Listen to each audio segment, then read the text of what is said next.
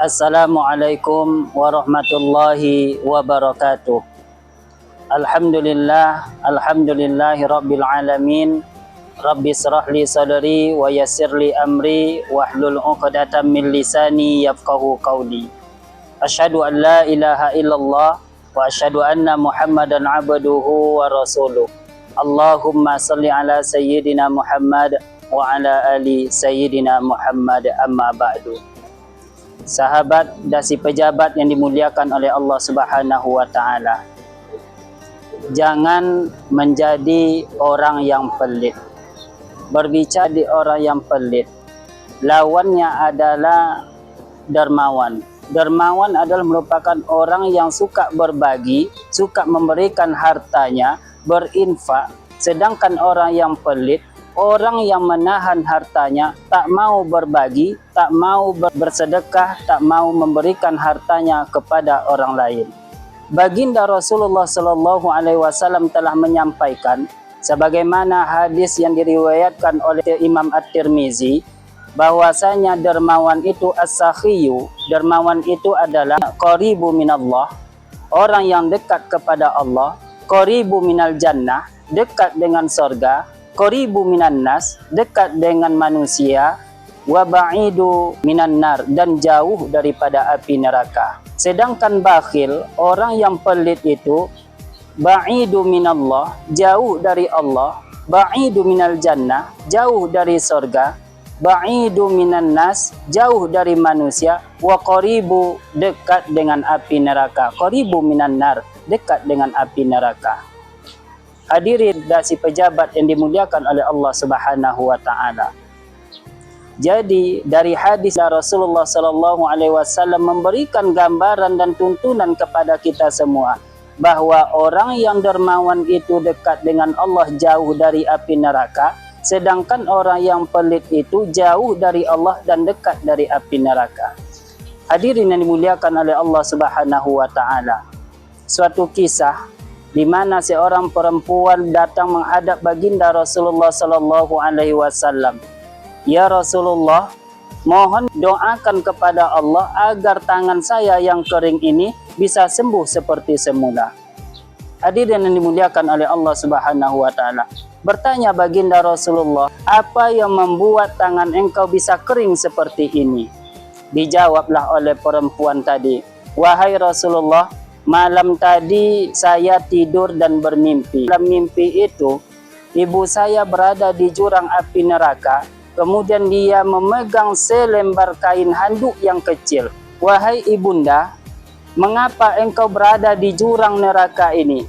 Bukankah engkau orang yang ahli ibadah, taat kepada Allah, patuh kepada suamimu, dan suamimu ridho terhadap dirimu? Lalu dijawab oleh ibunya tadi, wahai anakku, memang saya adalah ahli ibadah selama hidup di dunia.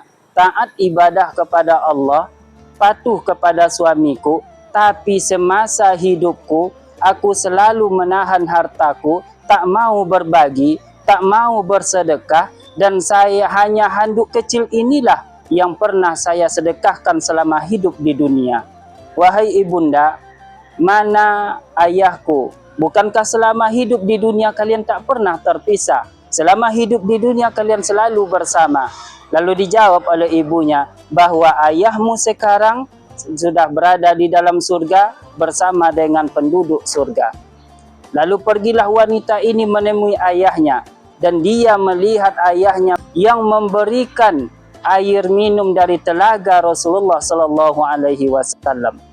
Ayahnya berdiri di tepi telaga Rasulullah. Telaga Rasulullah ini disebut juga dengan telaga Al-Kautsar. Telaga Al-Kautsar ini airnya diperuntukkan bagi penduduk surga, yang mana airnya jernih, jernihnya lebih putih daripada susu, manisnya lebih manis daripada madu, harumnya lebih harum daripada minyak miski. Hadirin yang dimuliakan oleh Allah Subhanahu wa taala. Dia melihat ayahnya membagikan air dari telaga Al-Kautsar, dari telaga Rasulullah, yang mana dia mengambil gelas dari Ali. Ali pun mengambil gelas itu dari Utsman. Utsman mengambilnya dari Umar, Umar mengambil gelas itu dari Abu Bakar, dan Abu Bakar mengambil gelas itu dari tanganmu wahai Rasulullah sallallahu alaihi wasallam. Kemudian saya menyampaikan kepada ayah saya, wahai ayahku, saya ingin minta air sedikit saja yang untuk ibundaku, karena ibuku hari ini membutuhkan air dan dia dalam keadaan haus. Lalu apa dijawab oleh ayahnya? Wahai anakku, ibumu diharamkan meminum air dari telaga Rasulullah ini, air dari telaga Al-Kautsar ini. Apa sebabnya? Karena ibumu bermaksiat kepada Allah dan ibumu pelit selama hidup di dunia. Hadirin dasi pejabat yang dimuliakan oleh Allah Subhanahu wa taala.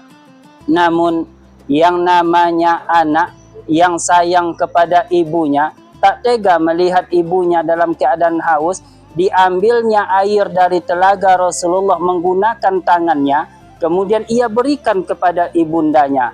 Setelah diminum oleh ibundanya, dia mendengarkan suara bahwa tangannya akan menjadi kering. Sehingga wahai Rasulullah, ketika saya terbangun dari tidurku itu, saya melihat tanganku sudah kering seperti ini.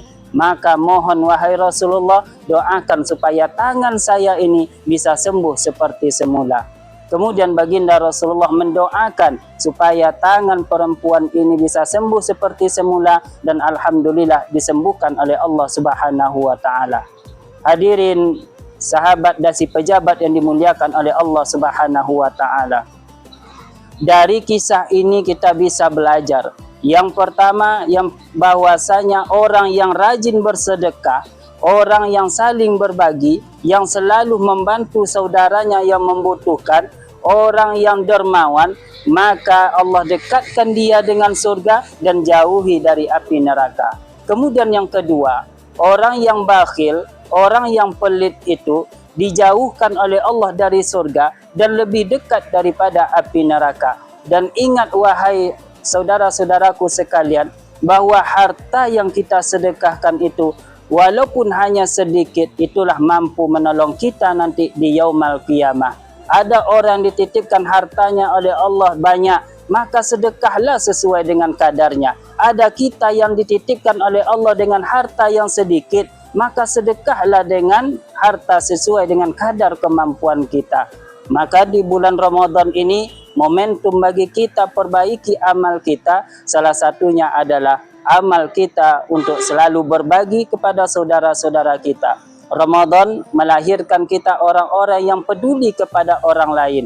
Ramadan melahirkan kita untuk tidak menahan harta yang kita miliki, karena sejatinya Ramadan itu menjadikan kita manusia yang peka terhadap saudara-saudara kita, menahan lapar dan haus dari terbit fajar sampai terbenam matahari. Tapi bagaimana dengan saudara-saudara kita yang tak berpunya, mereka yang miskin, mereka yang fakir? Bukan hanya satu bulan Ramadan mereka merasakan lapar dan haus, tidak hanya sekedar dari terbit fajar sampai terbenam matahari, tapi sepanjang tahun mereka merasakan kesulitan dan kelaparan. Oleh sebab itu, pemirsa, sahabat, dasi pejabat yang dimuliakan oleh Allah, maka marilah kita menjadi orang-orang dermawan, dan mari kita berdoa kepada Allah semoga kita termasuk orang-orang yang dijauhi dari sifat orang-orang yang bakhil ataupun pelit. Demikian akhir kalam. Wassalamualaikum warahmatullahi wabarakatuh.